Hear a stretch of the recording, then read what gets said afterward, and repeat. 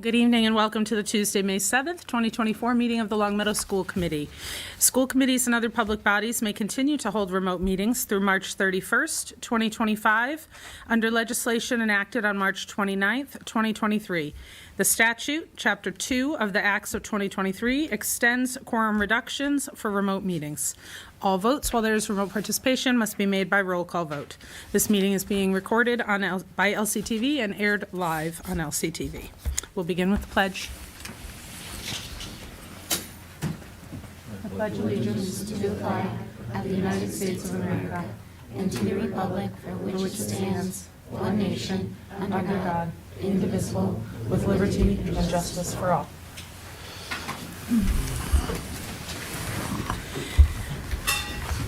We would like to open tonight's meeting with a moment of silence for Garrett Holt, a senior at Long Meadow High School who passed away on April 26th, 2024. Garrett was a valuable member of our Long Meadow community, and our hearts are with the Holt family and all of Garrett's loved ones in their grief. We'll have a moment of silence.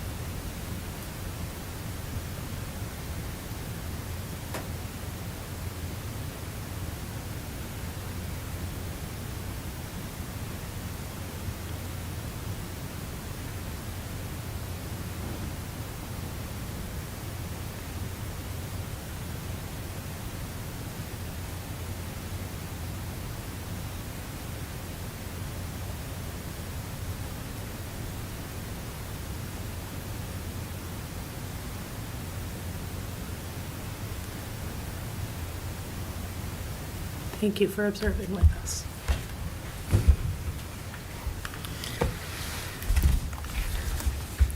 We will begin with correspondence, and we have none, so I will accept a motion for the approval of minutes for our last meeting.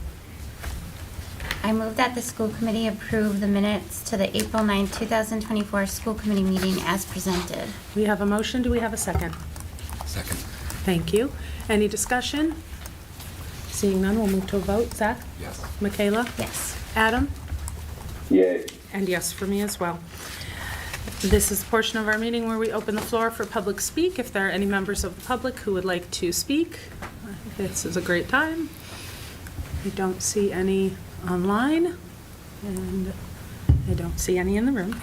So we are moving on to business with guests. We have our Student Advisory Council here to meet with us today, and we invite you all to join us up here and tell us about what's going on at our schools. Do you want me to start for, okay, sounds good. So recently we held our school-wide class elections for your normal treasurer, secretary, vice president, and president. And then we also have our four class representative positions, which were newly established this year. So this is sort of our second year going into it. And just to kind of explain those are positions that they're not officers, but they get to help out with their class, with class activities, and it's a great way to welcome more kids into student council and get more kids involved and help make sure that we're planning bigger events. So we had those events, those elections, and then we also had our new e-board elections just within student council. So student council elected our new historian, secretary, treasurer, vice president, and president, and we will begin work on that starting over the summer. And then moving into next year, we'll work on sort of more school-wide events. Wonderful. You can just pick Okay. So starting yesterday, we started AP exam season, which runs until Friday of next week. Today was statistics and microeconomics, I think. Half of them are from 8 to 12, and the other half are from 12 to 4. So, yeah. I can't comment too much on the AP exams because I didn't participate in those this year, but I can comment on WMASC update and news. Me and Akul ran. I ran for president, and Akul ran for blanking secretary, and we were both successful. All right. Congratulations. I think it was very important to acknowledge, Longmeadow hasn't, our district hasn't entirely been involved on the Western Mass level of student council, and I just think it was very important and impactful to have specifically me and Akul go and run to see if we could make it, because I think one thing that I talk about with Ms. Drawick is one thing I value specifically is diversity. And so going over there and running for president and all those different positions in office was very impactful for us to interact with those people and talk about what we plan to do for Western Mass, because we want to help people in any way that we can. So I think me and Akul can both agree that we are very thankful that we won, and now we can begin to thrive with the rest of Western Mass. Yeah, and in addition to that, it builds our leadership skills for what we can do here as well. So it's ultimately benefiting everyone. And then just to sort of add on to what they both had to say, I also attended the conference. I didn't run for anything. But it was super awesome to sort of come together with all these other student councils from across Western Mass. You get to learn about different tactics that they may use to help plan their events, or just, in general, how they run their student council. They have different positions than we might, because there's councils there that are huge. They have much more positions, and it was really awesome to learn about how they're sort of adding on positions to help their student council grow and get more kids involved. And it also helps you to sort of plan better events and just to learn from other schools, because it's always interesting to hear about what other schools are doing. Yeah, I think one more thing is that Miss Drawick won an award that I think we should all take note of, because she's a very good advisor, and she definitely pushed me and Akul to be growing into very good leaders. So I think, I would be upset with myself if I didn't mention that she won an award. So What's the award, can we ask? It's in memory of the Regional Executive Director's Student Council Advisor. And it was the inaugural award this year, and it was in recognition of taking programs in their infancy and growing them into award-winning councils. So I had one of those ugly cry moments, because it was, with just the students and celebrating, but it was really a testament to the opportunities that I've been given along the way to expand my leadership and then give that to the students. So it was a very successful day for LHS. And with that also, Adele is now also on the state board. So we have 2 students on the state board who will be working with my mentor of all mentors, for student leadership, Paul Brannigan, who's the executive director for the state. So it was humbling in the sense that it took a lot of energy, and their campaigning was amazing, and we're very proud of them. It was a great day for us. Well, a big round of applause for everybody for excellent showing at Longmeadow High School. And thank you to Adele and Akul for your work and volunteering and leadership. That's amazing. Thank you so much for that. Thanks for putting us on the map. Yes, With the Mass right? Association of Student Councils. Excellent work, yeah. Okay. So, you can, yeah. Last thing that I can really touch on is the music concerts coming up on the 15th and the 22nd. So the 15th is going to be the spring concert, which is has concert band, Lancer singers, and jazz band performing.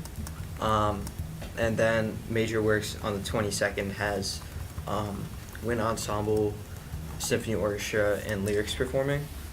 And I think these concerts are probably the most important throughout the whole year, just because they're the culmination of the whole year's growth. So you see the result of all the hard work and the whole progression throughout the whole year. Yeah. Excellent. Looking forward to them. And then just a few reminders for upcoming dates. So seniors will be out May 23rd. The senior picnic is May 28th. Prom is May 30th. Graduation is June 2nd at 1 p.m. at Symphony Hall. Yeah, Yeah. June 2nd, 1 p.m. Senior picnic's the 23rd, senior okay. social's the 28th. Oh, gotcha. Okay. Sure. Yeah, I think that's it. All right, wonderful. Thank you so much. We appreciate you guys taking the time to come out today and telling us all about the goings-on over at LHS. Thank you. Thanks so much. And Andrew will be serving again I next was year, wondering if we Yes. knew that yet. along with Thank you. Nicole and some other folks who will be coming every so often. But Andrew will be here for all the school committee meetings next year. Wonderful. Congratulations, Andrew. Thank you. All right. Thank you very much. Okay, so next up on our agenda is elementary literacy. The curriculum subcommittee met last week to hear updates on the elementary literacy curriculum pilots that finished in late April. A big thank you to the 35 classroom teachers and 6 special educators and intervention staff who stepped forward throughout the year to participate in the curriculum literacy team.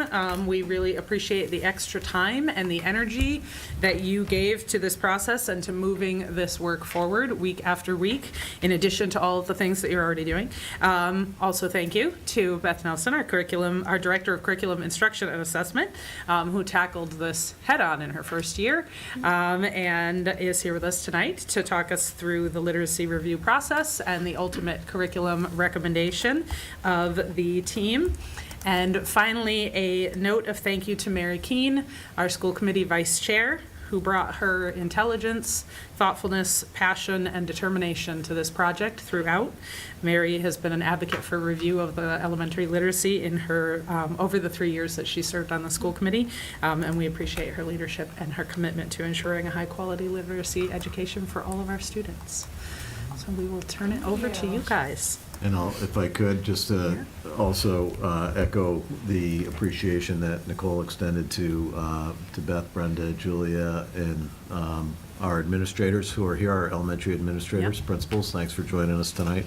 They've been integral to the process and will be there for the, if this is approved, for the rollout in the fall. And then nice to see that Brenda and Julia have some of their colleagues with them tonight, so, who happen to be Whole team's out. experts Love in it. this area as well. So lots of expertise. I was always impressed by the professionalism, the collegiality, the professional exchanges in the meetings that Beth and Julia and Brenda ran. So we're excited to bring this presentation to you here tonight. So. Thank you, Chair, and thank you, Superintendent. As the title says, we're very excited to be here tonight to present our Long Meadow Literacy Review and recommendation for a new curriculum. Throughout this presentation, Brenda Mazza, our kindergarten through grade 2 literacy coach, and Julia Manna, our grade 3 through 5 literacy coach, will talk the viewers here tonight through the process and share a little bit more information about why we are shifting and the importance of shifting and having the support of making this curriculum adoption. So with that, I will turn it over to Brenda. Okay. I'm hearing it click on my end, so. We're just gonna have technical difficulties. It's a highlight of our meetings. All Sorry, Dr. O'Shea. I'll Can you be our advance it. official clicker? I'll advance at your command. Thank you. All right. So, Try the clicker one more time. Just let me do that. Oh, there we go. So, what I'm doing here this evening is to kind of give you the background of not only why we felt a new curriculum was necessary, but actually even a new approach to how we are looking at literacy in our classrooms. And to give you a little background of what's been happening with balanced literacy and what we think should be happening moving forward. So just to also let you know, it's been a very passionate kind of exploration for teachers and myself and Julia. For me, learning the difference between balanced literacy and to structured literacy was probably like a 3+ 4 year process of grappling with it and things that I was teaching and doing, and then finding out that there may be other ways that are better. So I'm going to try to condense that down to 10 minutes or so for you guys. Anyway, probably from the early 2000s until the present, districts across the entire country have been approaching balanced literacy, which is like a workshop model. And it's kind of viewed as an outside-in approach to teaching students how to read. Outside-in meaning educators were observing what students were doing at the point of error when they were reading out loud and recognizing, oh, look at what that good reader is doing. That good reader is using pictures to help them. That good reader is using context clues to help them. They're skipping over words. They're thinking about what would make sense, and they're making an assumption of what the word could be. And so we thought that was what good readers do. And what we realized through science and the opportunity to know what's happening in the brain, that's the last resort that good readers are using. Good readers are actually using their decoding strategies and looking through words, scanning through words before they go to those last resorts. So as balanced literacy teachers, we were kind of encouraging students who were struggling to be looking at those last resorts and giving that a try.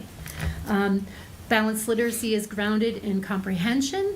All reading ultimately is comprehension and understanding, but the balanced literacy took the comprehension approach first.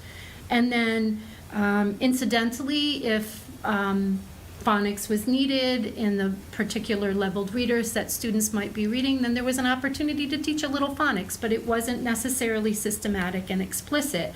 It also meant if you were a really good reader, and you weren't in levels where you might see some very basic phonics going on because you were able to move up into new levels, you had a gap missing of maybe you could read the word, but could you actually spell the word, and did you really know why the word sounded and was pronounced the way it was. A balanced literacy also is an approach where you have a 15-minute mini lesson based on a comprehension strategy, like finding the main idea, looking for the theme, trying to figure out how you can infer. It's a 15-minute lesson, and then the majority of the time the students are sent off to do independent work by themselves or work in a small group with the teacher. The teacher would be using leveled readers, using pictures and giving a picture walk and encouraging students to be looking for sight words that they might be noticing within the few pages where they might be seeing them, and guided, and then the teacher would be holding guided reading groups. And then writing was organized very much the same way. It was a mini lesson with a mentor text. Students listened to the mentor text, talked about what made this author such a good author, such a good writer. We're going to release you to go back to try to write that same mode, having modeled what this good writing looks like. So a lot of time was spent with students kind of exploring, kind of discovering, kind of like trying things out, and then possibly conferring with the teacher about how things were going. In structured literacy, we can, that's okay, it's not working. So in structured literacy, all reading is comprehension, but it starts with the approach where comprehension is grounded in content building knowledge rather than in comprehension strategies and skills. So instead of trying to find the main idea immediately, we build students' knowledge about a topic, and then gradually those students will discover that I can find the main idea in even complex text because I have so much more knowledge around what it is that I'm reading about. And everybody's playing on the same playing field. We're all building our knowledge together. So in a balanced literacy approach, we have a mini lesson. In structured literacy approach, we have a direct whole group instruction where the majority of the time students are getting exposed to grade level material, interacting with their peers, discussing whatever it is that may be that they're knowledge building in, or interacting with words and decoding and morphology. and there's a lot of focus on that. There is still opportunity for small group work, particularly with the teacher, but it's much more specific as to why you're pulling those students up and for how long you're pulling those students up for. Leveled readers would be now approached as decodable readers that are aligned with the skills, particularly in grades K to 2. And in grades 3 to 5 would be looking at more complex knowledge building texts, but groups would be based on their skill-based rather than level-based. So you wouldn't be saying, a teacher wouldn't be saying, I want to meet with all my level K readers now. A teacher would be saying, I'm going to strategically take the students who need to work on vowel pairs and help them try to, analyze those words. Or these particular students are doing great with comprehension, but their fluency and intonation could be improved. And so it's very more specific as to what it is that you want to work on with those students. And in writing, in a structured literacy approach, the writing has embedded grammar skills. It's directly connected to reading, and students gradually build written passages by sharing their knowledge of topics across all modes of writing. So they're still learning how to write the 3 modes of writing: a narrative, informational, opinion, but they're basing it on what it is that they're studying and they're reading. And so by the time they're released to really go back and write about what they've learned about, they're chomping at the bit to pick up a pencil to be able to write everything they've learned. The other thing we wanted to make sure we did was took into account what Massachusetts was expecting us to do as districts as we started to possibly be switching from balanced literacy into structured.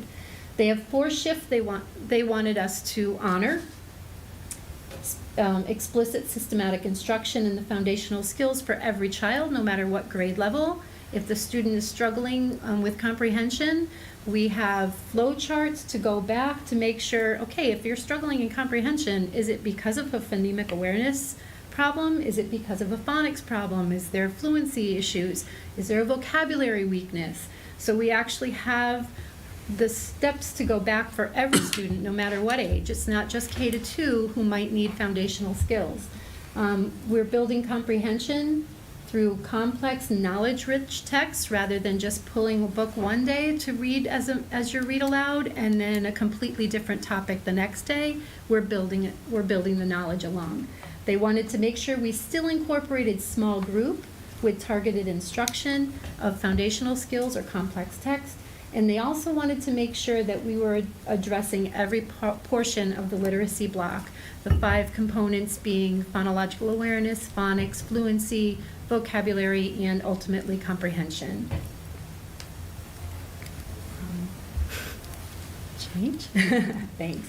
So we knew that the program that we're currently using had some missing gaps, and we knew that we wanted to try to figure out what we needed to supplement with in order to make sure that we were touching all of those components. And you're going to do lots of... I think it works. It's now. It's working? like back Okay. and forth. It's like a team So effort. we realized we needed something that was more specific to phonemic awareness, particularly for our K and first grade students, and so we purchased Haggerty. We also knew that we needed foundational skills addressed in more of a specific, systematic way, an explicit way, rather than an incidental way, so we purchased Foundations. Foundations doesn't come with decodables, however, and really for foundational skills to be really cemented in our students, they need to then take a decodable text after they've learned their phonics skill, go back, sit down, interact with a text in real writing and practice reading that skill in authentic text. So we needed some decodables. We also realized that we had Words Their Way that we had been using, so that was another program that we had purchased for phonics as well as spelling patterns. But then we realized that Words Their Way wasn't addressing spelling patterns as specifically as they needed to address, because it was it's based on word sorts, and children are kind of encouraged to explore, and what do you notice about these patterns? Some kids were noticing the patterns, some kids weren't. So we needed something that was much more explicit for word study, so we purchased Morpheme Magic for our 4th and 5th graders. From there, we realized that units of study in writing didn't embed language and grammar. And we knew that our students were struggling in putting together some nicely written compound and complex sentences, so we wanted some sort of a program that could address that. Thus, Patterns of Power was purchased. Another weakness was units of study. Obviously, we were addressing vocabulary in the great, rich text that we were reading to our students, but it didn't specifically tell us what vocabulary we should be picking, so we had teachers picking some words that they felt were very good tier 2 robust words, and other teachers were picking other words that they thought were much more robust. So we decided to purchase WordLove, which is a vocabulary program that follows the units of study so that everybody would be teaching the same vocabulary. And ultimately, even after those 7 bullets, we still found that we had missing pieces. Our students still were not spelling or encoding words the way we wanted to see it happening, and of course handwriting wasn't being addressed anywhere, and it was kind of squeezed in where teachers could fit it. So what we did in 2023 is, in the early spring, an independent consultant team came in. They sat with teachers. They went through our classrooms. They looked at the materials we had. In the early fall, they gave us a report of what they felt they could do to help us with our curriculum. We didn't get any reports back that we had a curriculum that was poor. They felt that we had good quality materials, but they did feel that we needed to kind of condense those materials and kind of make sure that across the district and all of the elementary schools, the same thing was happening, because it was a lot to maneuver. At that point, the curriculum office decided in October to conduct some more listening tours to teachers and the teachers' concerns. Basically, in a nutshell, the concerns came down to 15 minutes of direct instruction or a mini lesson didn't feel like enough time for teachers. And also sending students off for the majority of the block to be doing independent work while the teacher was doing small groups, they felt that they could have benefited more for more opportunity for direct instruction. Science of reading, down in number 2, science of reading required a lot of supplements, all from the last slide with the 7 different materials plus more than that. It was leading to some major misalignment across the 3 schools. And then teachers really voiced, could we please possibly find something, a program that can address these 5 pillars and be manageable and not have different programs who don't talk to each other. All those different programs had different scope and sequences and different time asks of how much time would be required to roll it out with perfection. And they said there's got to be something that we could do that could bring it all together.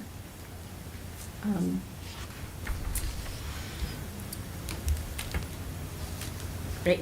So we knew that we were going to have to start looking at a curriculum adoption process, so we immediately went to the DESE's site. We looked at their timeline of what they suggested as a timeline, and we basically broke that in half, and we decided what we were going to do for learn and prepare and investigate and select. And so what we did is formed a committee. The committee then unanimously decided that there was going to need to be a field test of piloting. Teachers were fully involved in looking at cure rate and ed reports and making the decisions. Julia and I went around to every grade level and every school and in the elementary level, had them read through reports, took information from them about what they felt, which programs they felt were addressing the way things the way that we wanted them to be addressed. We took all that back to the committee. ultimately, the committee narrowed it down to 3 programs. And then the committee members observed those programs in neighboring districts. And by mid-February, the committee had actually decided on what 2 programs they wanted to try piloting or field testing. That's a snippet of all the different programs that we considered, for one reason or another. It might have been because it just didn't fit our vision of a graduate, or it didn't fit into our time, our ELA block of time that we had, or it may have been that it was just way too pricey. But for one reason or another, we narrowed it down to Interreading and CKLA. After that, after we knew we had narrowed it down to there, we went to, whoops, that's okay. We're both trying to do the same thing. The second part of the timeline with the launch and the implementation and monitoring, we had stipulations for whether teachers were going to be field testing for us. We definitely wanted teachers to volunteer. And as you had said, we got 35 classroom teachers and 6 special ed and interventionists who were definitely on board and couldn't wait to start field testing for us. Each field test was 3 weeks long. We had a hard start and a hard stop date. DESE actually recommended that we call it a field test as opposed to a pilot. They were getting research in that was saying that teachers know within 1 week whether they like a program or not. They don't need months of trying out a program and then more months of trying out another program. So the 3-week thing actually was great for us because we had started the process kind of late. Teachers would participate in trainings both before and during the field test. Teachers would complete daily Google forms where they would look through a particular lens to consider every day, how did my students respond if I'm looking through this lens only? Daily data resulted in overall pie charts for each lens from each program. And then at the end, if teachers were assigned a particular lens that they looked through, and so we wanted to make an optional narrative as well at the end. So if you were concentrating on student engagement and that's what you responded to every single day, we still wanted teachers to have the option to be able to say, but I also would like to talk about teacher usability, or I would also like to talk about differentiation. So it was that last form, which was optional, where they could have more of a narrative about how they felt about each program. And All right, thanks, Brenda. you're welcome. So to kind of move forward in our timeline, from March 1st to April 30th, we field tested both programs. So CKLA came first, that was the month of March, and Interreading came throughout the month of April. Pilot teachers received training from both programs in person, and they also received on-site or virtual check-ins about at the halfway point from the companies, which was really fantastic. We got good feedback from all of that support. And as Brenda so perfectly stated, we were collecting data every single day from every educator that was participating in the pilot, because we wanted to make sure that we had a really strong data-driven story to tell you and the community about the recommendation moving forward. So the big question is always, what story did the data tell? Now, before I start showing you the visuals, I want to give a couple of caveats. So each of the Google Forms had somewhere between 3 to 5 questions that teachers were reflecting on any given day. And like Brenda said, if I was assigned teacher usability, I would be responding to that same set of questions every day after I taught. Our goal in doing that was to collect data over time to see if there are trends, and as teachers spent more time with the program, were they noticing new strengths? And also just to get that consistency, to have the same person looking through the same lens, right? We thought that was important. The most important thing that I want you to know is that there was a very clear story being told by the data that we collected. You're going to see it in colorful pie charts. I'll give you a little bit of detail around that. What you need to know is blue was a yes, a resounding yes. There's evidence backing this statement. Orange was a no. There's no evidence backing this statement. And red, if you see it in the pie chart, is a sometimes. So the evidence was there every once in a while, but it didn't really seem strong enough to the teachers who were answering those questions. All right, are you ready? Great. So as Brenda said, we looked through 4 specific lenses. The first one was student engagement. So as I said, we had 3 to 5 questions per topic. We chose one representative question. So the 3 of us sat together kind of after the literacy committee on May 2nd, and we went through the questions. And what I want to make the point of is the data that you see on the screen is very consistent for any question that was being asked. So we chose the question for student engagement based on your experience today, where most students actively engaged in the topic, the knowledge building. So as you can see from our graphs, as teachers responded, and this is the end of pilot data, right? CKLA overwhelmingly yes or somewhat, and into reading overwhelmingly somewhat. There is 20% yes, and then a smattering of no's. The other questions for this piece were students given the opportunity to interact in partnerships and small groups, participate in discussions for speaking and listening skills. And again, if we were to look at all of that data, you'd see a very similar pattern. So the second lens we asked teachers to look through was focus on literacy. And the representative question that we chose to share with the school committee and the community today was, based on your experience today, does the program integrate practices from the ELA standards in reading, writing, and speaking and listening? And again, as I pointed out, blue is a yes, red is a somewhat or sometimes, and orange is a no.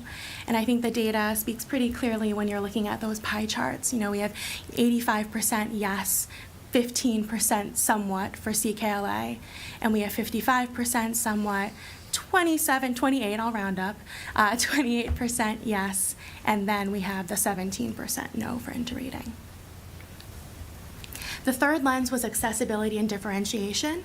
Knowing that Longmeadow Public Schools has a commitment with their strategic plan to MTSS and UDL, we wanted to make sure that we were looking at the programs through a lens to ensure equitable access for everyone. The representative question that we chose to share with you today was, based on your experience today, were there opportunities for you to collect data through student work, observation, and conversation? And the reason we pulled that question was, if there was opportunity to collect that data, teachers were then able to make instructional decisions on how to help their students. So it seemed redundant to also present that data set to you because they mirrored each other pretty closely. And again, when you're looking over at the colors, we're seeing quite a bit of blue and quite a bit of red for CKLA, and a little bit more of a split for interreading.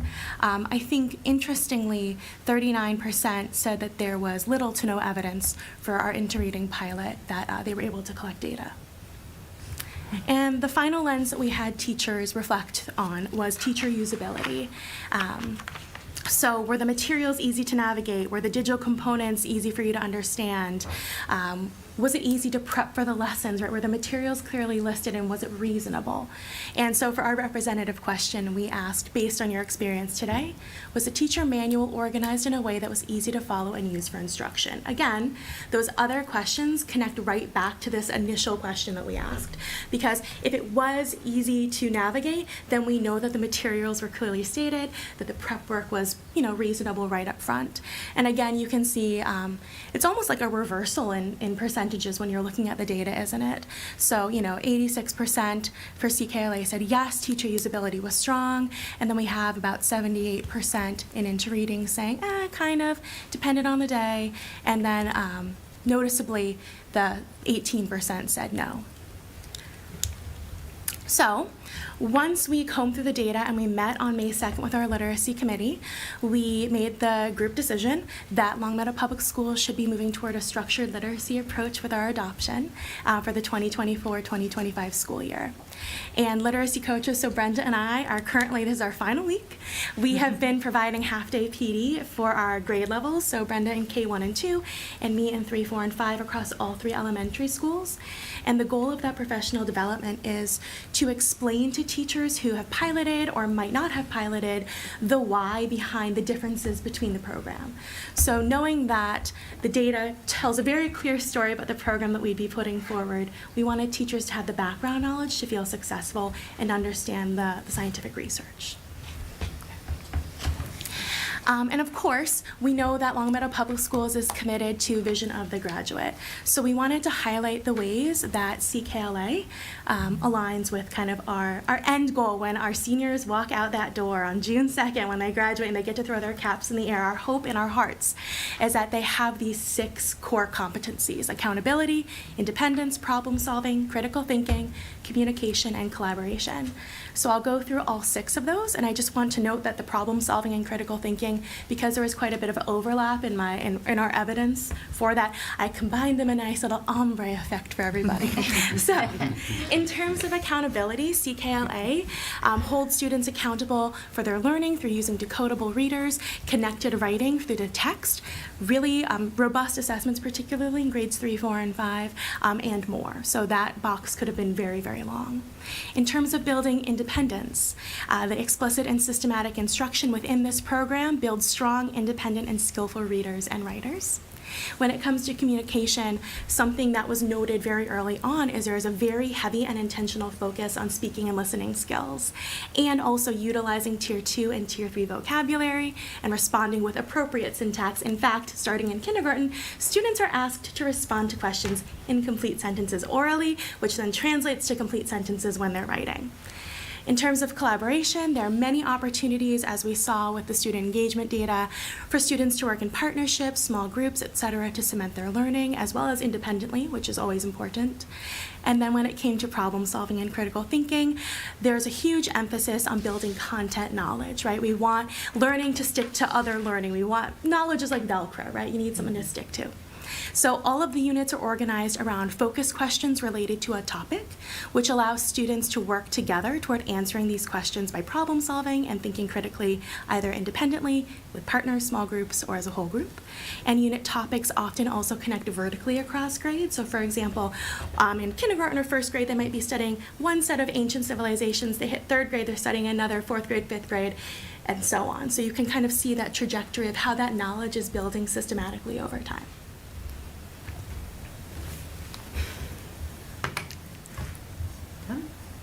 And out of respect for our fantastic educators who took on a pilot during testing season, at a very difficult time of year, there's no better way to showcase the value of the program that we're bringing forward than using the words of teachers themselves. So out of respect, I do realize these responses are a little bit lengthy. I'd like to read them verbatim, if that's okay with the committee. So all 3 of these are reflections on CKLA. I'm going to start green, go to blue, and then end with purple. The program is spectacular. From working with this program for only a few weeks, it was so clear that through combining knowledge building and research-based foundational skills, CKLA instruction allows teachers to easily develop strong readers, writers, and thinkers. This curriculum teaches skills in reading, writing, listening, and speaking, and also builds knowledge and vocabulary in literature, history, geography, and science. CKLA will provide our students with such a well-rounded education that is aligned K-5. I'm a big fan of CKLA, smiley face. Now moving to the blue speech bubble, I love CKLA and would be thrilled if we adopted it next year. It has raised the bar for my students while simultaneously taking a huge load off my planning plate.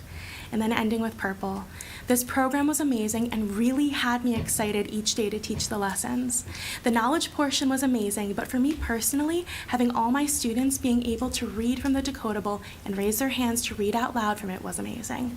I had quite a few non-readers, and with this decodable, they were able to read it, and it was just so heartwarming to see them actually be able to engage with a text from our teachers. Thank you.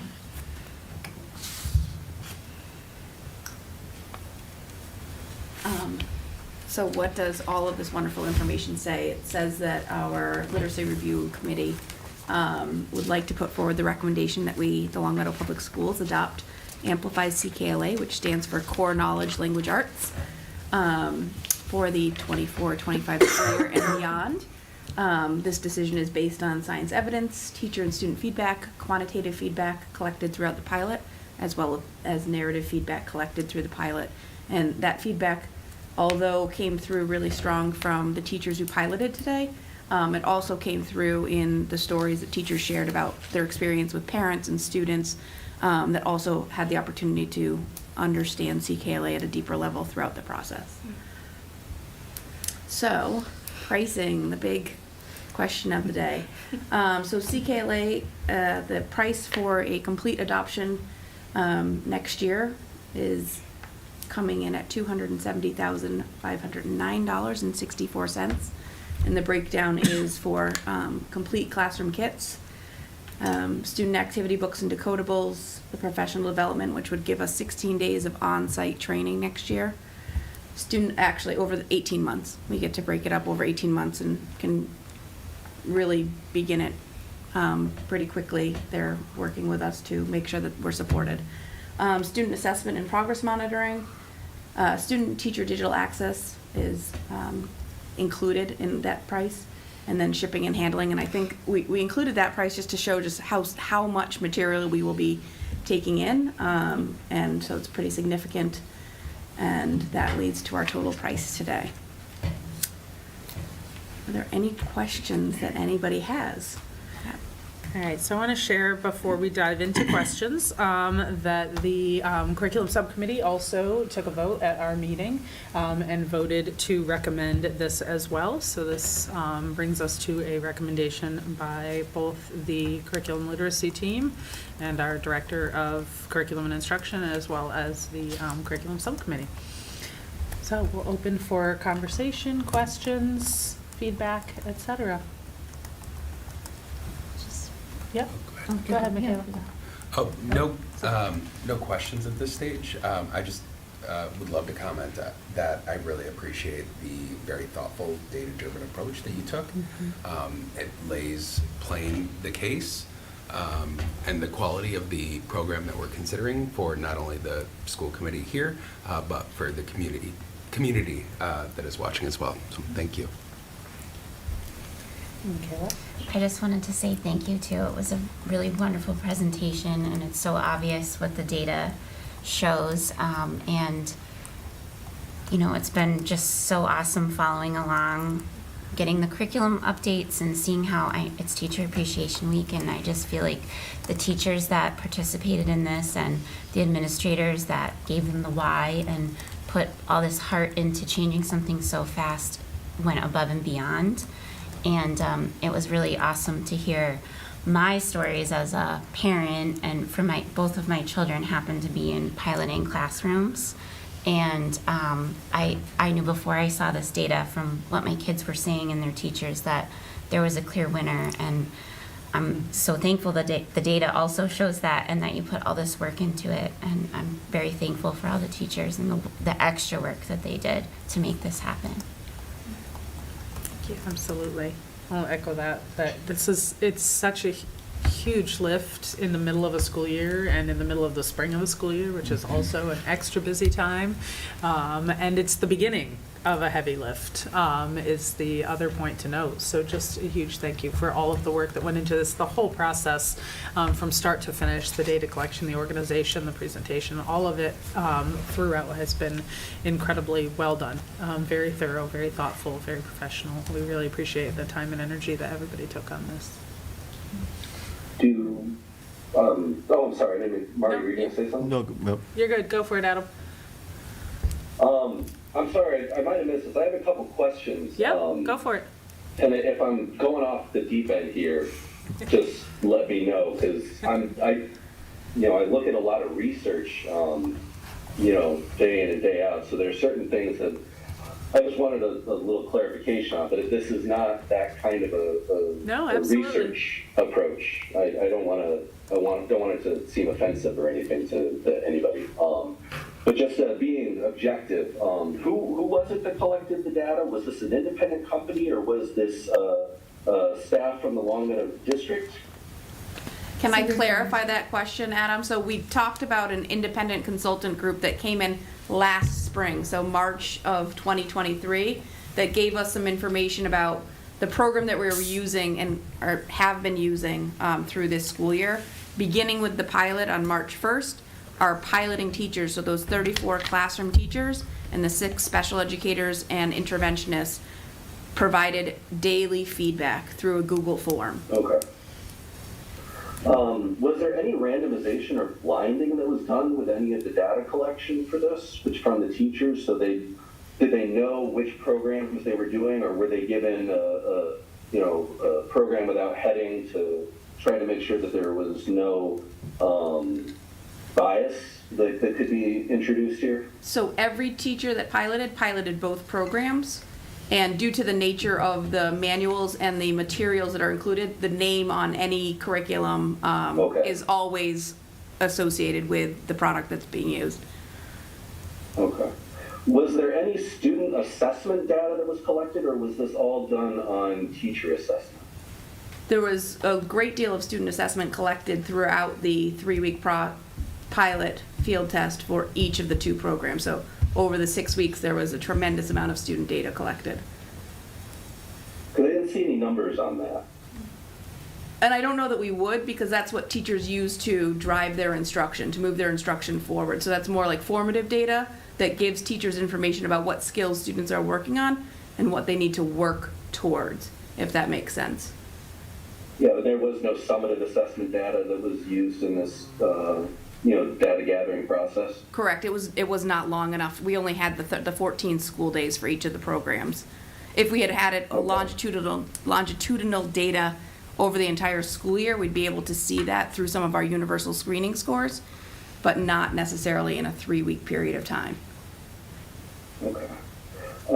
As far as the assessment that was given to the teachers for evaluating this, and I apologize, I'm reaching back here. I don't see questionnaire data that much, but was there a reason? I think it's the Likert scale. Was there a reason that the assessment wasn't stratified using that paradigm? I'm not sure that that's something that we use like in education as a practice. I'm sure it has been used, but it wouldn't be the norm. So like this is just to make sure we're talking about the same thing. This is the scale where it says, I strongly agree, I strongly disagree, so that you can get that variability for how strongly either way the teachers are feeling that the material is being applied. So are you speaking to the yes, somewhat no? How we... Yeah. So like usually you have like when you do a survey data, you'd have 5 choices. You have strongly disagree, neutral, agree, strongly agree. So is there a reason that... Yeah, I'll let Brenda speak to that actually, because it was from a study that the Knowledge Matters campaign. So both Julia and I, actually, we delved into the different ways that other districts had collected their data, and we leaned heavily on the Knowledge Matters campaign for how to collect data when you're trying to adopt a new curriculum. And we actually used their wording, their scale.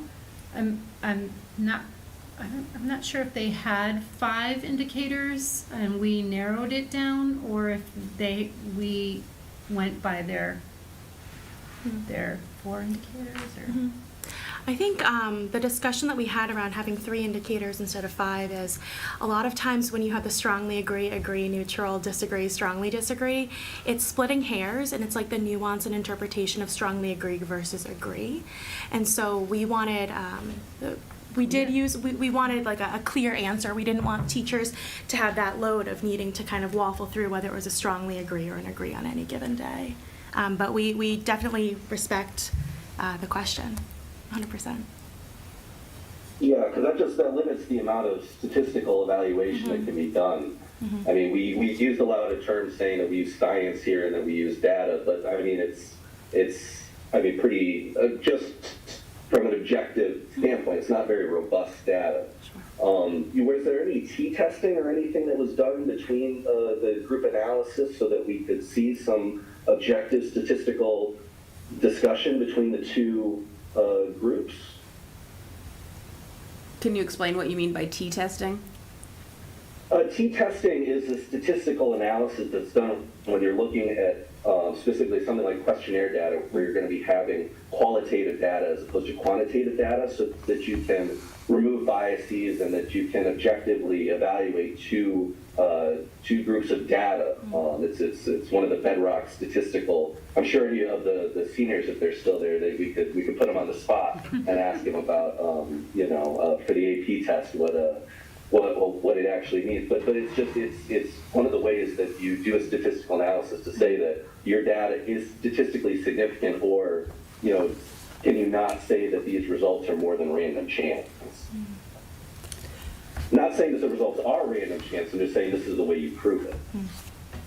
I might offer that the part of the reference to the science relates to the research that underlies this shift from balanced literacy to structured literacy. So I think when we talk about the science that provides a foundation for this shift, I think there's volumes and volumes of research out there, probably done under the conditions that you're describing, that justifies or explains that shift from a balanced literacy approach to a structured literacy approach.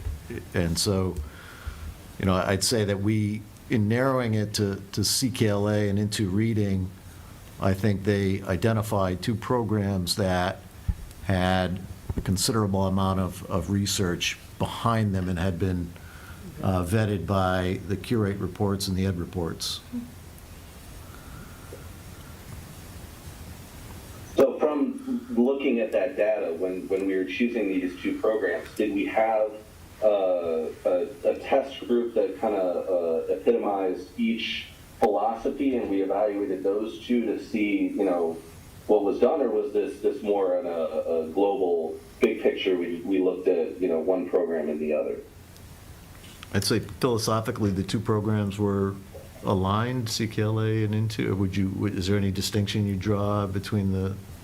I think we went with, definitely was based on the committee and the teachers' interests in the two different programs. We tried to find both programs that were structured literacy based because of data that's been being released and of Massachusetts shifts that they're hoping for all districts to make.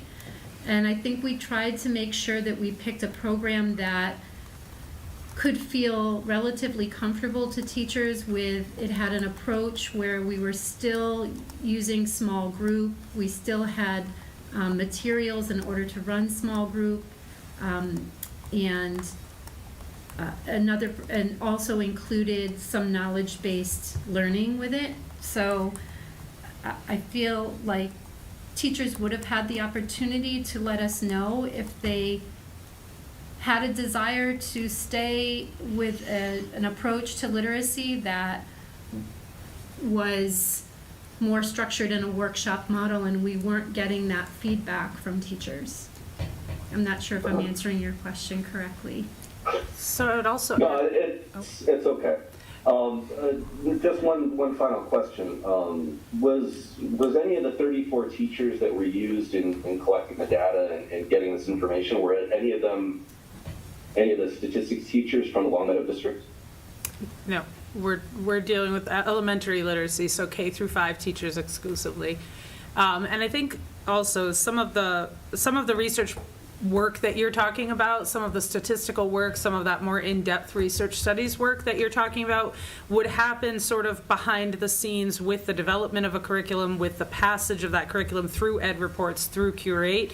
Those are the places, because they have that larger access to larger populations, to larger districts, to a multiplicity of districts, are able to engage in more statistical research over a longitudinal period of time, more so than an individual district would be able to. So we rely on those reports as a way to do some of that early vetting and look for information that helps point us in the direction of what the state of Massachusetts and Ed reports and other research-backed organizations have pointed towards, and then using those kind of on that smaller scale in our district, focusing in on K through 5 teachers, and what can we do to make sure that across that K through 5, that sampling is hitting all of our grades, all of our schools, so that we have a truly more random sample within our smaller population and the shortened time frame that we have.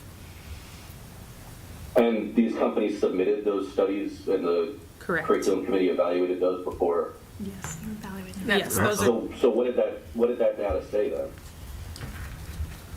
They all met expectations. So the programs that we reviewed, the 8 that we originally started out with, all met expectations through ed reports or the curate reports, which curate is the curriculum ratings by teachers that is through the Massachusetts Department of Elementary and Secondary Education. But there were not any quantitative statistics that these companies gave you guys to evaluate. Those are built in. Those are all included in the ed report and curate reports. Okay, so let me ask, what's the bar to say met expectations? Was it For based curate and ed on reports? student summative assessment, or was it based on teacher understanding or teacher discrimination of student success? Nope, so they were very, very in-depth. Ed Reports is a huge, huge organization that has an incredible staff that review curriculum. There's a lot of science involved in the evaluation process, and they do look at, for literacy specific, they're looking at, do these programs have the 5 core components of literacy instruction, and are they backed in scientific research? So to meet expectations, they would have had to have shown evidence of each one of those components being backed in scientific research. And the committee was satisfied with the evidence that was supplied? That's correct, yes. Okay. All right, any other questions, thoughts, feedback? Can I, Oh, yeah, can I just go add, for it. I wouldn't, for anyone watching at home, I wouldn't want to underestimate the role that the committee played in supporting this decision, this recommendation. I think, thinking back to last spring when the committee supported the Athena K-12 study of our curriculum back in March of '23, and then even before that, when the committee saw fit to add an additional literacy coach. And I think that, this is a heavy lift, and so I'm grateful that we have 2 incredibly talented literacy coaches to walk us through this process and to support our educators both through the adoption process, but also next year. So that there was a couple of key foundational bricks that the school committee put in place that got us to this meeting today. So I'm grateful for the support of the committee. I know that there's a lot of talent and understanding on this committee. We're fortunate that we have some educators who really understand the shift that from balanced to structured literacy. So grateful for that. All right, thank you. Any further thoughts and/or possible motions?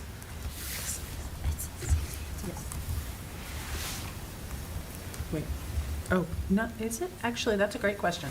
I thought it was. It's 5. Yeah, K through 5. K through 5. It says Sorry, 6 in okay, here, I was so like, no, before wait. I made you my, are- I you just are want to correct. make It is sure K through before I 5. give my recommended motion. I think it actually is also available for 6th grade, which might have been But the we're looking at miscommunication, it. but we're Okay. K through 5. All right. Can I mention one more thing? Yes, before, absolutely. There's a detailed quote that is in your Yes. packet that you've had an opportunity to review, I'm sure. I just wanted to mention the figure that is before you tonight. This is an amount that will carry us for many years. I don't know if we can kind of Yes. explain that in So some this more pricing detail. it's an 8-year figure. So the student and teacher digital access, the teacher digital access is available for 8 years. So we are not paying for that on an annual basis. So even if we have new teachers come into the district, teacher manuals, if it was something really quick, like they would be able to access everything digitally. The slides that are used for instruction on a daily basis are all included for those 8 years. If the decodable text, it's anticipated that, if they should last us for about 3 years, those decodable texts, but if it is not holding up to their standard, then they'll replace that through their publishers, through their printing partners during that time. So what is up there that we are getting, this is what we anticipate being our curriculum for the next 5 to 8 years.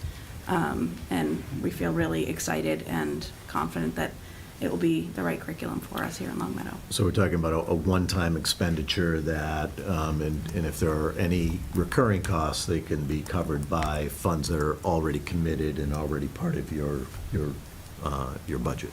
So, and grateful to Mr. Mazza as well for working closely with Beth on the identifying, pinning down the pricing, and because it no small feat. Yes, Zach. To that end, this is a one-time upfront cost, or are we able to spread any of it out over the course of multiple years? It's an upfront cost for the initial investment to get the materials to have available for next school year. And then, as the superintendent said, so recurring costs and/or if we need to add a section in grades in future years, those would be some costs that we would use out of the operating budget. Thank you. So things like consumables, workbooks, et cetera. Consumables fit into our or new regular budget. sections that aren't covered based on the number we're purchasing in this Yeah. figure. All right.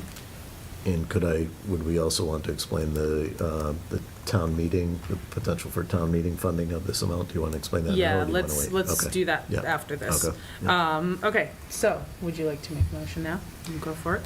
I move on the recommendation of the Literacy Review Committee and the Curriculum Subcommittee that the school committee adopt CKLA Amplify for use across the district in grades K through 5, beginning in the 2024-2025 school year, and authorize the expenditure of up to $270,509.64.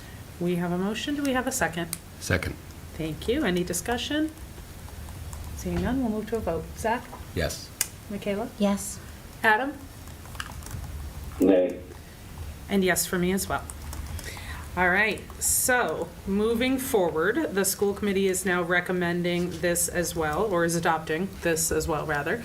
When it comes to funding, we move forward to our town meeting, which actually segues nicely towards the next step of our meeting as well. So this is, as some may already know, a warrant article for the upcoming town meeting on May 14th of next week. And the select board has approved this back at its preliminary budget request, which I think will require a little bit of shuffling because that was higher, 450, am I correct about that? Was the initial, okay. 495. So 495, all right. So the warrant article is for more than it turns out this will actually be. And that will be the next piece of the puzzle, is getting this passed at school, or at the town meeting. The reason for this being that the school committee was committed to working alongside the select board to keep our budget and operating costs for this year at no more than a 3% increase. And a number like $270,509, even though it is much less than where we were originally beginning, is still significantly by itself more than that 3% increase would have been. So as this being a one-time increase in our budget and a one-time expense that is going to be significantly impactful to all of our students across grades K through 5 and for years to come in Long Meadow. We have worked together with other town officials to include this on the town warrant, and we hope that our town officials and town community members come out and join us next week and help support this as well, so that it can be funded and we can have our teachers and staff beginning this important work of updating our curriculum for elementary literacy. Did you want to add anything else No, on that's that? it. I just want to make sure. Article 5, May 14th. Thank you. Right. Did not remember. All right, Article 5. Thank you very much for your time tonight. We appreciate you, and thank you for everybody coming out. We appreciate the time and energy that you put into this evening. We are moving on to school committee announcements and recognitions. Chair report tonight is small. The first thing was going to be reminding everybody about our upcoming town meeting next week, May 14th, 7 p.m. And then as a second note, that it is teacher and also nurse appreciation this week. So we have a lot of people to be thankful for this week, a lot of people who keep our schools running from day to day. Our community is grateful for the many ways that you support all of our children every single day. And you never fail to impress us with the energy your kindness, and the commitment to learning that you share with our children on a daily basis. We have to pause because we now Oh. don't have a quorum. We will be pausing for a moment. Oh, Oh, there we Please go. return. sorry. No, that's a good note, thank you. We are without a quorum for the moment, so give us a moment and we will return to our business.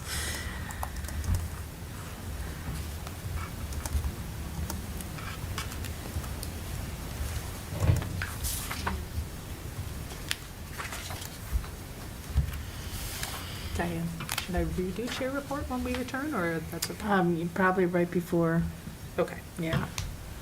we'll redo.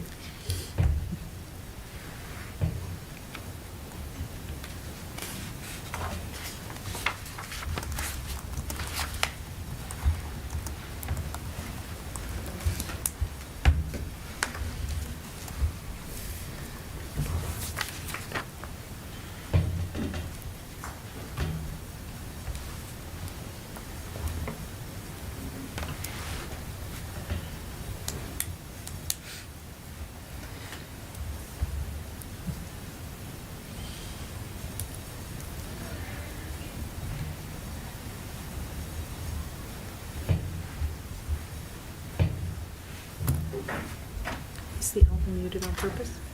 I did that. Just wanted to make sure. All right, we are returning to our meeting, and we are going to recap the school committee chair report to remind everyone that the town meeting is next week, May 14th at 7 p.m. And also a note that this week is Teacher and Nurse Appreciation Week. So a big thank you to the folks who make our schools run every single day. Our community is incredibly grateful for the many ways that you support our children on a daily basis.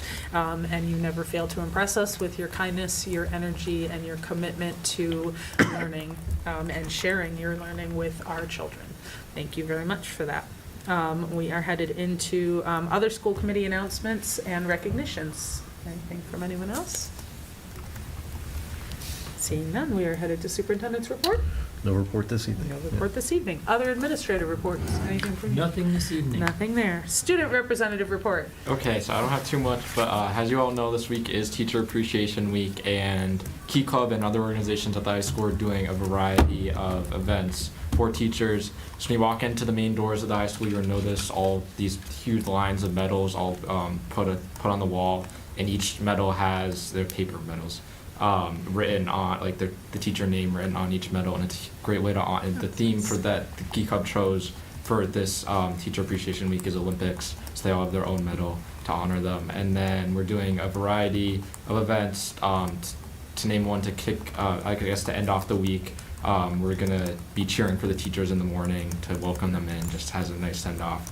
Believe the Teacher Appreciation Breakfast was it today or it was either today or tomorrow, I forget. Coming, yeah. There's also Teacher Appreciation Breakfast in the library. So that's all I have to say for that.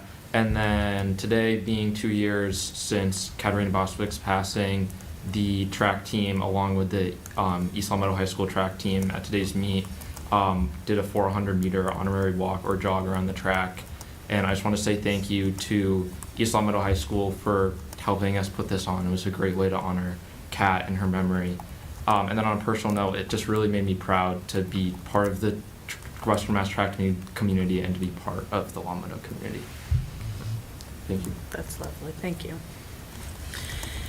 Other reports, LPVEC. We do not have a report tonight, or do we have a report tonight? Sorry. A brief Yes. one. I'm happy to report that 5 of the new electric buses are in. We're still waiting on the remaining 20 that have been committed. We are also awaiting the electric companies to be able to outfit the transportation garages with charging stations. Hopefully, fingers crossed, we are operational by October next school year, which is exciting. And then My Ride K-12, which is an transportation application for parents, is being tested right now with a small circle with the hopes that we can expand that to a pilot phase for next school year as well. All right, thank you, wonderful. Energy and sustainability. Adam, anything from you? No report. All right, and Seal, Michaela. There's a meeting tomorrow night, May 8th at 7 p.m. And it's about knowing your rights, and there's going to be a presentation about the new IEP rollout presented by Nicole Paris-Crow.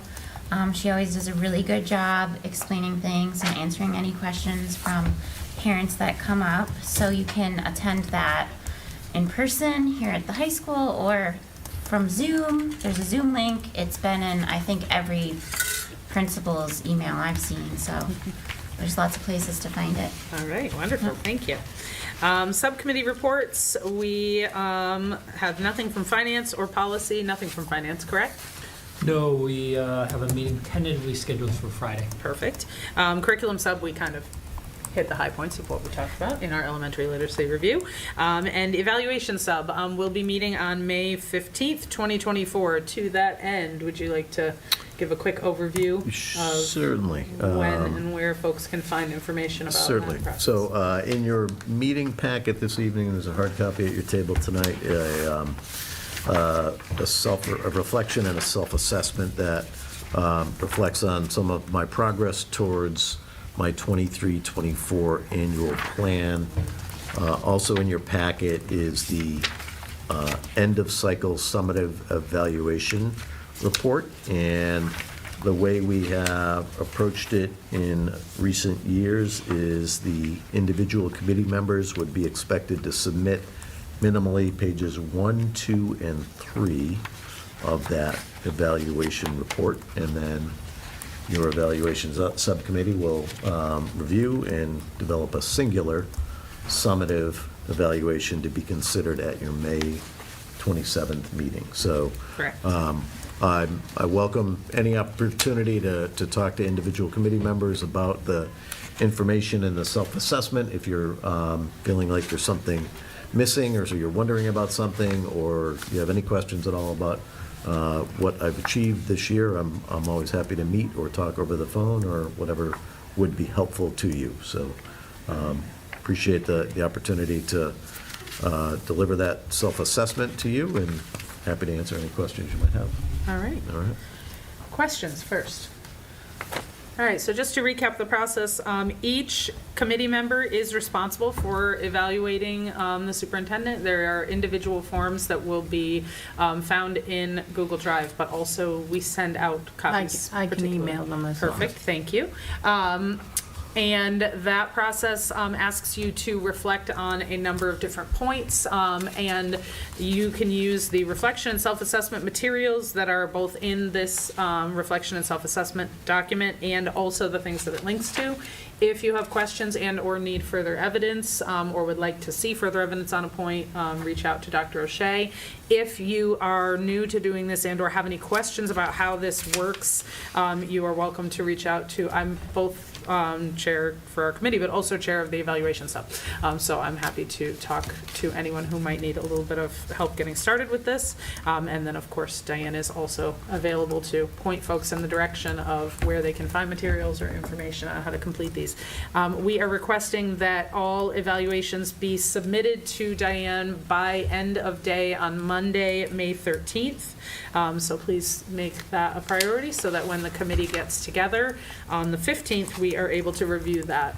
Typically, the process will be that Dan and I will work and pull together sort of a cohesive document in time for our meeting on the 15th. So by the 13th, end of business day. Anything I'm forgetting?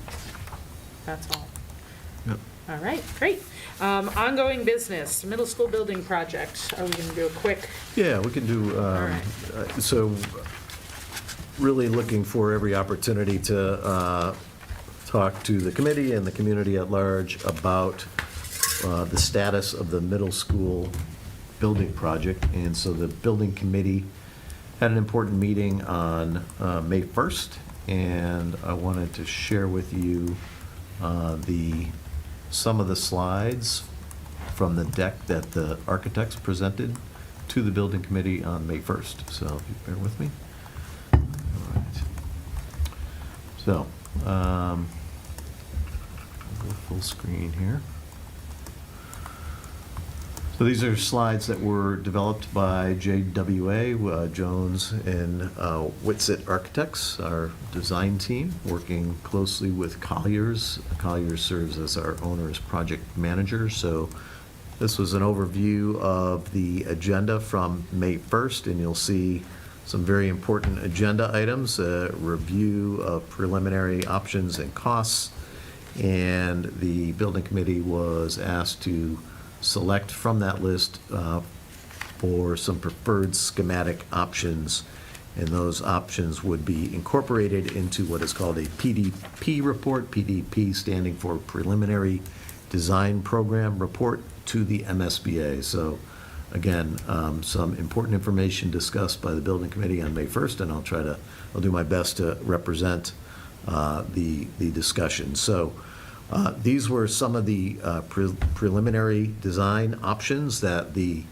building committee considered, and I think this committee is aware that some of these options were not advanced by the building committee. Specifically, the building committee chose to not pursue any options that was a one building solution. So options 2, 3, and 4 would have only provided a 21st century environment for 345 students, essentially the population of one middle school. So the building committee felt that whatever solution we pursue ought to be a solution for all of our middle schoolers. That 665 number is the design enrollment that the MSBA arrived at after we had submitted some demographic information to them. The design team also recommended, and the building committee agreed, that Russell Field and Turner Park should not be considered as locations for a proposed new school. And the committee had some informed discussions on why those options would not work. Russell Field largely related to the congestion that would be created with its location close to Blueberry and the high school. Turner had some environmental restrictions that would have made that a less than advantageous site. I'll move along. One of the things that has to be considered is a base repair code upgrade. The MSBA wants to understand what it would cost to simply upgrade the identified middle school. And as the committee knows, Glenbrook was identified as the statement of interest that was accepted by the MSBA. Although we are pursuing a sort of a two-school solution, Glenbrook was the targeted statement of interest. And so the architects have had to cost out and consider what a base repair code upgrade would look like at Glenbrook. And so you'll see some of the advantages and disadvantages of pursuing that code upgrade. You'll see that it would involve replacing all the mechanical systems, the lighting systems, electrical systems, and HVAC systems. At the end of the day, it would still leave us with an old footprint in a 1967 building.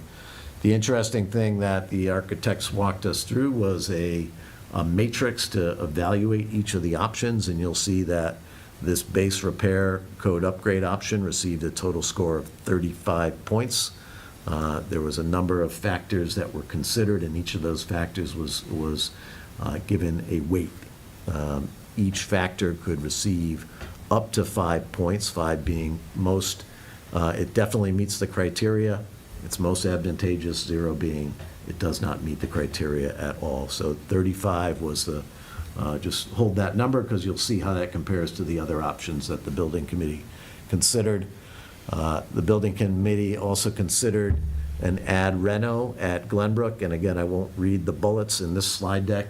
For anybody watching, this slide deck is available on our website, so you can look at it, spend some time on it, and look at the bullets in detail. But you'll see that the ad reno would involve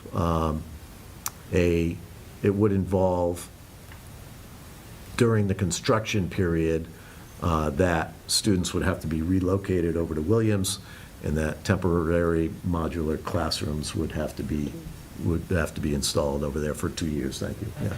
So that was one of the significant drawbacks of doing an ad reno, frankly, at either site, an ad reno for all 665 students. When that option was put against the matrix, you'll see the total score, it's a better option. Has a total score of 126 weighted points, but you'll see those zeros in the middle, which indicate to us that this process, this approach would require phasing and would require the modulars during construction and at a significant cost. The next option that was considered was a new school at the Glenbrook location. The only location that the architects had identified was on the sort of existing site. So this new Glenbrook would still also require that students would have to be temporarily relocated to Williams during the construction period. Again, slide deck's available. I won't linger on each and every bullet, but you'll see the pros and cons associated with that option. That received a total weighted score of 155 points based on the deliberations of the building committee. The building committee also considered an ad reno at Williams.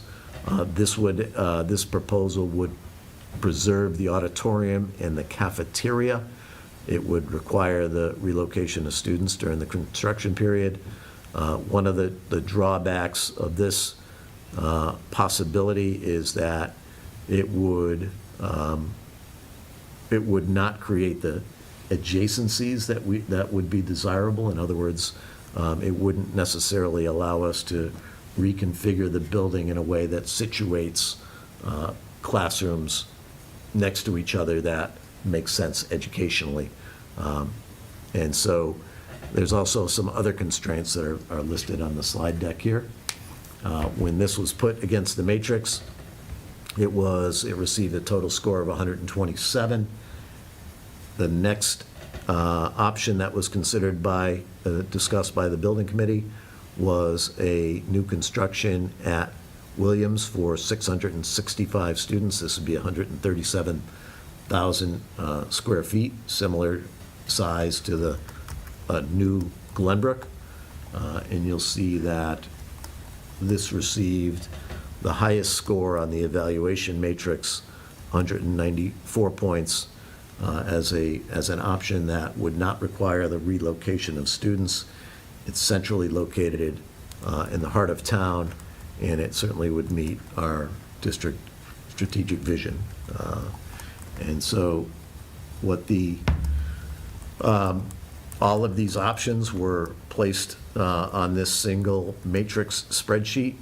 The options in gray were previously not advanced by the building committee, and the options in the white columns were the ones that were still under consideration on May 1st. By the end of the meeting, the building committee had decided that the Glenbrook site should not be advanced as a preliminary option to the MSBA. And so at this stage, the building committee with our design team is considering option 1, which is the base repair code upgrade at Glenbrook. You have to do that per the MSBA. And option 7, which is an ad reno for all 665 students at the Williams site. And then option 8, which is a new school construction for all 665 students, again, at the Williams site. So those are the options that the building committee chose to advance and chose to submit to the MSBA. This is, perhaps to some, this might be the most important slide on the deck here, and it shows us that the options that were considered on May 1st would range in price, a total project cost of anywhere from $80 million to $153,810,000. So these are just sort of preliminary design prices that the design team has established based on total gross square footage based on portions of the building that might be renovated or portions of the building that might be designed and built new. And so we're really just at that phase where we're trying to winnow down the list of the best and most suitable options for us here for our middle school project. And I would just caution anyone that is sort of looking at these numbers, these are obviously significant. I think what our design team would say that in recent years, construction costs have escalated. I think we're all familiar with that. I think they would also tell us that a lot of the stretch energy codes are, creating buildings that are ultimately, operationally more affordable perhaps, but at the design and construction phase are more costly. So those stretch energy codes, I would say, explain some of the total project costs that we're seeing on this slide deck. So again, the options anywhere from just over $80 million to close to $154 million. And that would include both construction and design costs. So at this stage, again, these are preliminary prices, and they are not reflective of many decisions that are still in front of us. We have decisions to make with regard to the overall size, whether or not we would ask for the inclusion of a full auditorium. As the committee knows, the MSBA does not participate, does not reimburse for auditoriums. At the middle level, they offer districts the opportunity to consider a performance space located in the gymnasium or a performance space located in the cafeteria. So this is just a list of the many items that are still in front of us and that could affect the costs that you saw on the previous slide. We are only at the stage where we're identifying potential options. No specific design, no specific option has been identified. We're simply winnowing the list. We're narrowing the options. And ultimately, the MSBA will work with us to, support the path that we deem to be appropriate for us here in Long Meadow. And so the building committee on the 1st agreed to submit the preliminary design program. This document is currently available on our website, and I'd encourage residents, staff to look at it at their leisure. It is a 390 some odd page document. It's dense. At the heart of it is an education plan that outlines our vision for programming in space in a newly constructed middle school or an ad reno middle school. But it has a rich amount of information evaluating the various options, explaining existing conditions, and looking at the potentials for each of the sites, the Glenbrook site or the Williams site. So again, once again, it is on our website, and I encourage anyone that's interested in this project to take a peek at that very, very extensive report that went to the MSBA on Monday. So it's a very, very significant milestone that we hit, and I'm proud of the enormous amount of work that our administrative team put into this project, the information they gathered from staff. Staff had opportunities to be involved in the visioning process. Community members had an opportunity to be involved in the visioning process. Students had an opportunity to be involved. And so from that visioning, from that input from the staff, and from the evaluations done by our design team, we've submitted that preliminary design program to the MSBA, and we're all super excited and super relieved that has made its way down the pike. So appreciate the committee. I know the committee is familiar with most of the information I presented tonight, but really don't want to miss an opportunity to push this information out to the community at every chance. So happy, any questions or feedback, happy to take a shot at that. All right, questions and/or feedback? Anything? All right, thank you very much. It's good to You're get the very welcome. overview again and Thank you. enjoying our updates on this as we move through. All right, that brings us to new business. We have a building use request, and anything to speak to that? Go for it. Sure, just a quick overview. The high school girls booster club has submitted a request for an end-of-year banquet for use of the high school cafeteria on May 21st from 4 to 9 p.m. All right, perfect. We have a possible motion. I move that the school committee approve the building use request for Long Meadow High School Girls Track Booster Club for use of Long Meadow High School on May 21st, 2024, as indicated on the request form dated April 11th, 2024.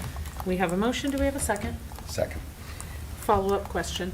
The questions in the additional notes section were addressed? Just to draw it to attention if they were not.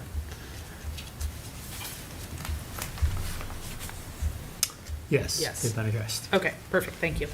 All right, so we have a motion, we have a second. Any further discussion? Seeing none, we'll move to a vote. Zach? Yes. Michaela? Yes. Adam? Yay. And yes for me as well. All right, we have no executive session, and that brings us to our last motion for this evening. I move that the school committee adjourn the May 7th, 2024 school committee meeting. We have a motion, do we have a second? Second. Thank you. Any discussion?